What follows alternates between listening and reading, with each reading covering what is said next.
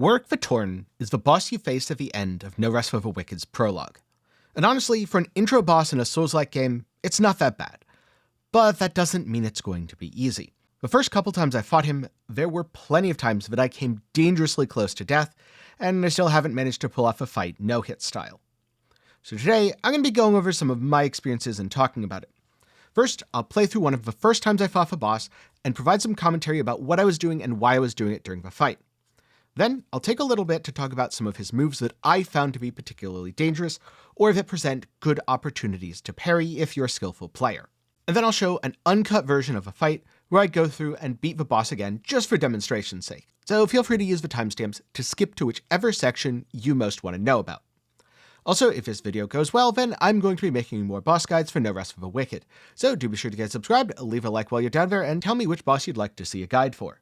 And with that, let's get into things, starting with my second ever attempt against this boss, where I did kinda get wrecked, but luckily managed to kill him without dying. So first off, it's extremely intimidating the way the boss charges at you then strikes. But don't worry too much, the charge really is just for show, and it does make for an epic introduction. It's the strike you have to be careful of. But almost all of his attacks strike directly in front of him. This means it's quite easy to dodge to the side, or if you're a little bit better at timing your dodges, dodge through the boss so that you can strike at his unprotected flank. After he attacks and gets a little bit tired, just give his behind a good old stabbing. Well, most of his attacks are single strikes. Sometimes he does do a multi-hit combo. This can be relatively easy to dodge, or pretty difficult depending on if it's something like an overhead strike or a slash. I find the slash to be particularly difficult because it hits to the side rather than just in front of him. This is where, if you feel comfortable parrying, I would absolutely recommend trying to parry the boss rather than dodge. Because if you pull off a parry, not only will you stagger him, allowing you a good damage window, but it makes it much easier to avoid damage from his attack. As the fight continues and his health gets lower, he gets more desperate, which means he's going to start leaping into the air, trying to hit you with a giant overhead smash. Like with most of his other moves, don't be in front of him when he's doing this. But you can get surprisingly close without taking damage. There doesn't seem to be any sort of shockwave attached to that jump, so as long as he doesn't land directly on your head, this isn't really a problem. It also presents a really nice opportunity to, yep, you guessed it, give him a good stabbing. Now, because this is one of my early attempts, especially towards the latter section, I made a lot of mistakes. One mistake that I made quite a lot was trying to charge up a heavy attack when I really had no business doing that. After Warrick attacks, he needs a moment to rest and recover. After Warrick attacks, he needs some time to recover. This is the perfect opportunity to strike him with a couple of light attacks and get that damage in. This also means, if he's not doing a multi-hit combo, and he does happen to hit you, you're relatively safe to either heal, though I would recommend getting a little distance before you do, or just attack him directly to get some damage in. After all, he's just finished attacking, he's not going to be able to do anything for a couple seconds. The last mistake I make right at the end here is just spamming my attacks way too much and running out of stamina. This left me with no way to escape from his frontal sweeping attacks. I would have been completely fine if I had just held a little bit of stamina back. But his health was so low that I thought I could finish him off, and clearly that wasn't the case.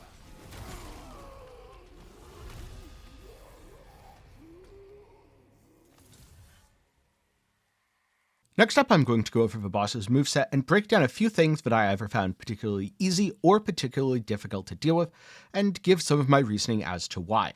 First up, on the big overhead strikes, simply sidestep them. You can usually get one hit in here, or if he combos it into another move by leaping away, then don't worry too much, just prepare to parry if it's a wide sweeping slash, or sidestep it if it's another frontal strike. Doing this will allow you a perfect window and opportunity to deal damage to the boss. Second up, I found the spiral slash particularly difficult to dodge because I kept trying to run away from it. You need to step through the boss, i.e. in the opposite direction of the way he's slashing. Just don't get too close, otherwise you will get clipped by the edge of a strike, but at least you won't take the full brunt of the impact. This attack and his other wide slashes are some of the best things you can parry. When the boss jumps into the air, it's super intimidating, but don't worry, he only deals damage in a very small localized area. You can get quite close to him and not get hit at all. Don't be in front of him, and don't be at the direct point of the impact. In general, the advice of don't be in front of him works with quite a lot of his moveset. And usually because he has such big overswings, it's pretty easy to get in a cheeky counterattack, especially if you're using a one-handed weapon that's relatively fast. As far as I can tell, Warrick the Torn only has 5 distinct moves. The overhead smash attack, the lunge where he rushes forwards and is tired afterwards, the wide sweeping slash that he likes to combo with something else, the spiraling attack which covers a wide radius but doesn't do all that much damage relative to his other moves, and of course the jumping attack that's very dangerous if you're directly at a point of impact but otherwise rather trivial.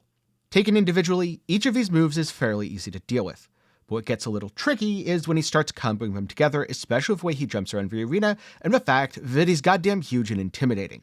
With a little practice and paying attention to what he does, then timing your damage windows, dodges, and parries accordingly, and you'll be able to take this boss down without issue.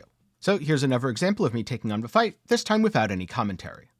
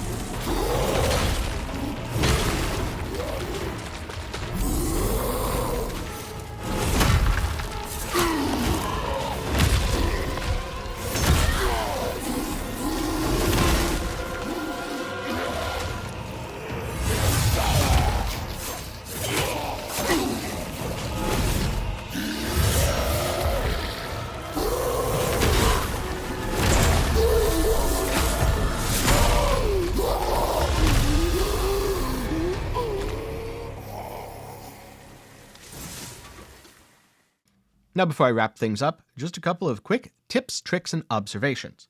Number 1, it's perfectly normal to die to this fight. Don't feel bad just because you don't see me dying here. Personally, I did actually kill the boss first try on my first attempt. However, I've played a lot of Souls games. I've played Dark Souls 3, I've played a lot of Souls-like games. For example, Lies of P. So speaking of, I really still need to get back to that game and beat it because while I played it, I haven't beaten it yet. And it's genuinely awesome, so I should do that. Tip number 2, there's a couple things you can do to make your life easier. Restock your food at a campfire. You probably picked up a lot of mushrooms and herbs, and you can cook them into a healthy stew that you'll use to heal. Also, if you found any blade oils along the way, pop one during the fight. It doesn't take too long, and the extra damage is absolutely worth it during one of the boss vulnerability windows. And last up, don't be like me and just stay bad at parrying the entire game. This boss is actually a great time to practice your parrying because number 1, repair costs are free, and number 2, his telegraphs are nice and clean. So if you practice that parry timing and get good, not only will you trivialize this fight, but you'll make a lot of future encounters easier as well. That said, you can also kill the boss perfectly fine without parrying him once. So with that, good luck on the boss, and enjoy the rest of your journey across the Isle of Sakura.